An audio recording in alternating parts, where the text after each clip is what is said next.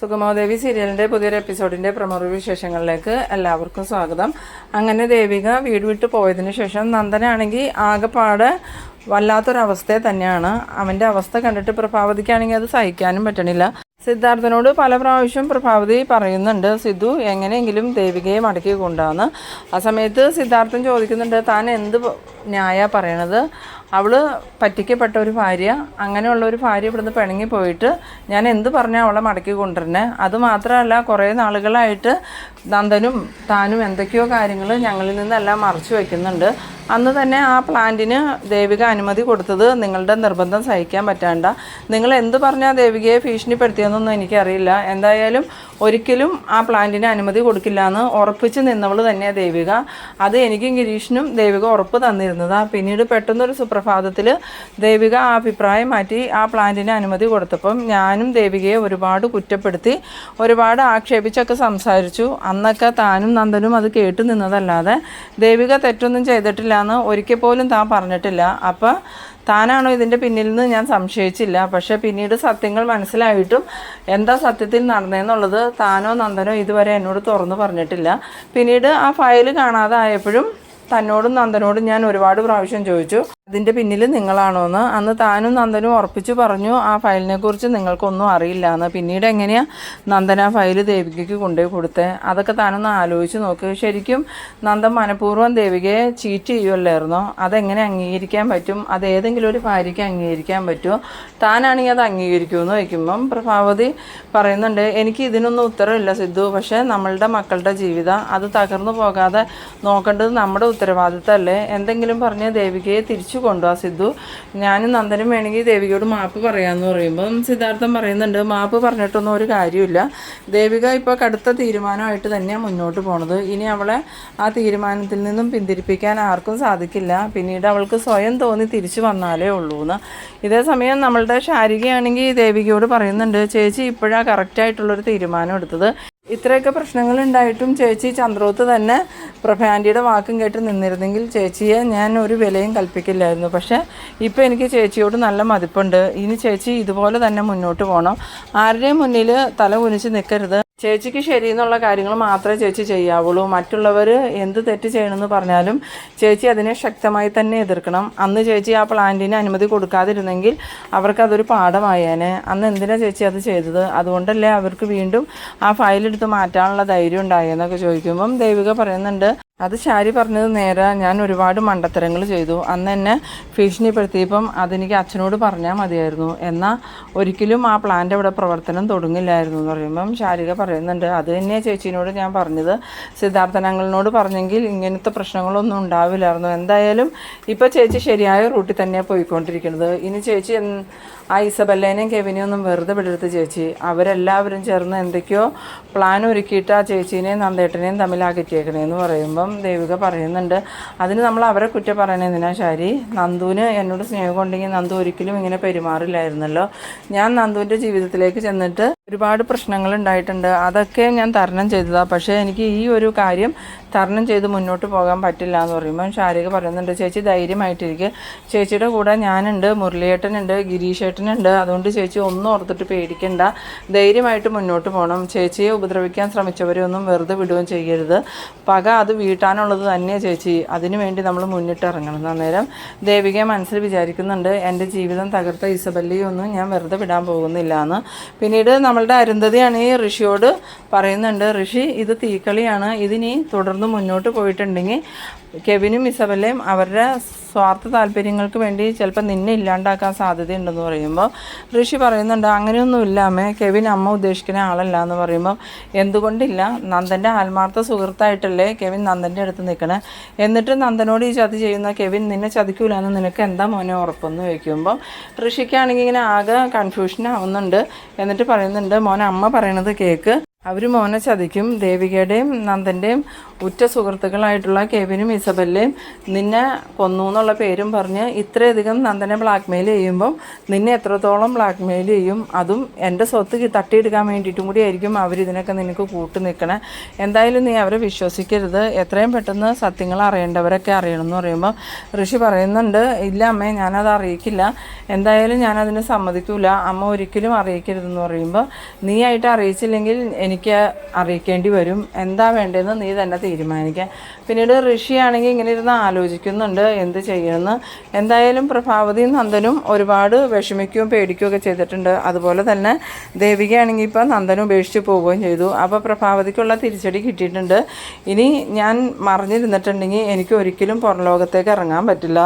അതുമാത്രമല്ല, അമ്മ പറഞ്ഞതുപോലെ കെവിൻ്റെയും ഇസബല്ലയുടെയും സ്വാർത്ഥ താല്പര്യങ്ങൾക്ക് വേണ്ടിയിട്ട് നന്ദൻ്റെ തലയിൽ എൻ്റെ കൊലപാതകം കെട്ടിവെക്കാൻ അവരെന്നെ കൊല്ലാനും മടിക്കൂല.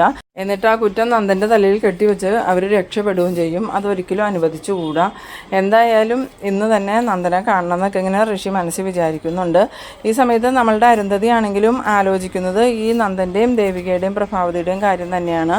കാര്യം പ്രഭാവതി എൻ്റെ മോനോട് തെറ്റ് തന്നെയാണ് ചെയ്തത് എന്ന് വിചാരിച്ച് മനഃപൂർവ്വം ലീനയെ പ്രഭാവതി കൊന്നിട്ടൊന്നുമില്ല.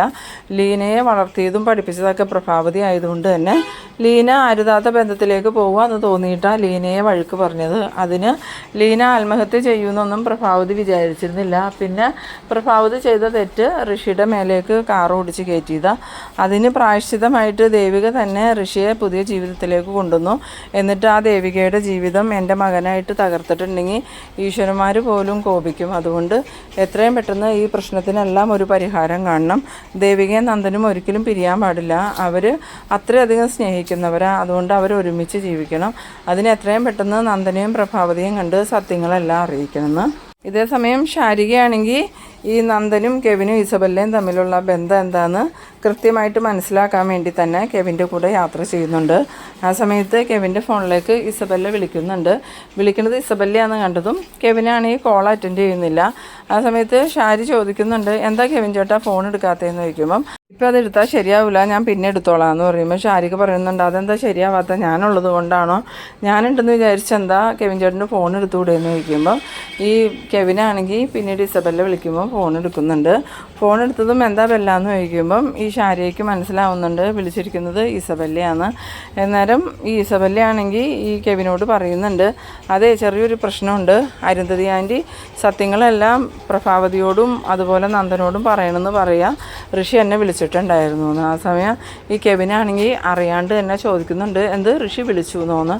ആ സമയം ശാരിക മനസ്സിൽ വിചാരിക്കുന്നുണ്ട്, അപ്പം ഋഷിയെ കാണാനില്ല എന്നല്ലേ പറഞ്ഞേ, കാണാനില്ലാത്ത ഋഷി ഇവരെ വിളിക്കണേ എങ്ങനെയാണ്, അപ്പോൾ ഇവരും ഋഷിയും തമ്മിൽ എന്തൊക്കെയോ കണക്ഷൻ ഉണ്ട്, അപ്പോൾ നന്ദേട്ടനെ ഇവർ മനഃപൂർവ്വം ട്രാപ്പിലാക്കിയേക്കണായിരിക്കും. എന്തായാലും എത്രയും പെട്ടെന്ന് അത് കണ്ടുപിടിക്കണം, നിൻ്റെ അഭിനയമൊക്കെ അധികം വൈകാതെ തന്നെ ഞാൻ പൊളിക്കൂടാന്നൊക്കെ ഇങ്ങനെ മനസ്സിൽ വിചാരിച്ചുകൊണ്ടിരിക്കുന്നുണ്ട്. എന്നിട്ട് ഫോൺ വെച്ചതും ഈ ഷാരി ചോദിക്കുന്നുണ്ട്, ആരാ കെവിൻ ചേട്ടാ വിളിച്ചതെന്ന് ചോദിക്കുമ്പോൾ അതെൻ്റെ ഒരു ഫ്രണ്ടിന് പേരില്ലേന്ന് ചോദിക്കുന്ന സമയത്ത് പേരുണ്ട്, ഇസബല്ല എന്ന് പറയണു.